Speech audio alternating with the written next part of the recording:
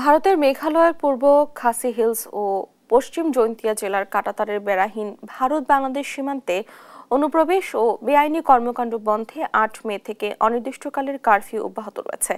এতে আতঙ্কিত সীমান্তবাসী। দোয়ারাবাজার সীমান্তে রাতে বিশেষ টহল পরিচালনা করছে বিজিবি।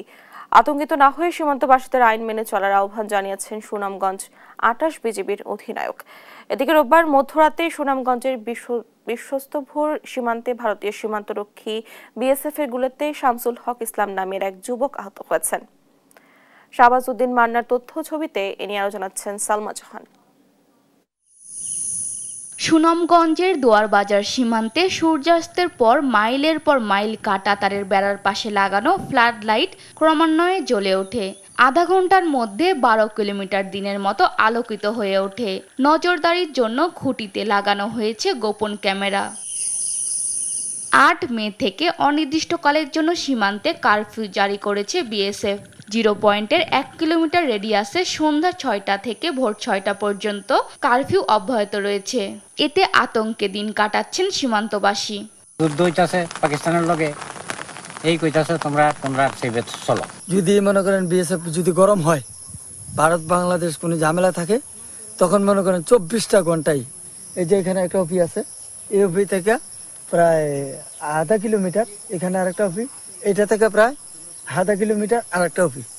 প্রত্যেক সেন্টারে ৪জন ৬জন ৮জন করে থাকে। কারফিউ জারি হয়েছে সীমান্তে। কারফিউ কি সীমান্তে আগে পরে আমরা শুনি নাই, এবং এখন কারফিউ চলছে। বর্ডারে কোনো মানুষ গরু ছাগল নিয়েও এখন যেতে পারছে না। ভারতীয় অংশে কারফিউর আগে ক্যাম্প প্রতি ৪০ জন বিএসএফ সদস্য দায়িত্ব পালন করলেও এখন সেই সংখ্যা ৫৫ জন। মোকামছড়া, বাগানবাড়ি, কাশিন্দা, রিংকু, চেলাসহ ৫টি ক্যাম্পে ২৫০-র বেশি বিএসএফ সদস্য রয়েছে।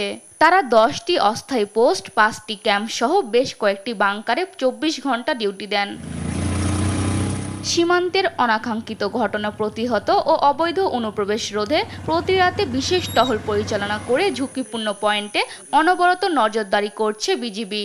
বর্তমান অবস্থার প্রেক্ষাপটে সুনামগঞ্জ সীমান্ত সুরক্ষার জন্য আমাদের ব্যাটালিয়ন থেকে অতিরিক্ত বিজিবি সদস্য মোতায়েন করা হয়েছে। সীমান্তে টহল কার্যক্রম আমরা অনেকাংশে বৃদ্ধি করেছি। এছাড়া বিভিন্ন সোর্স মারফত আমাদের যে গোয়েন্দা নজরদারি সেটিও অনেক তৎপর হয়েছে।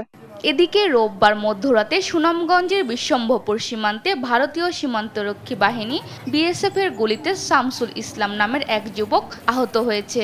তিনি জেলার ২৫০ শয্যা বিশিষ্ট সদর হাসপাতালে চিকিৎসাধীন রয়েছেন।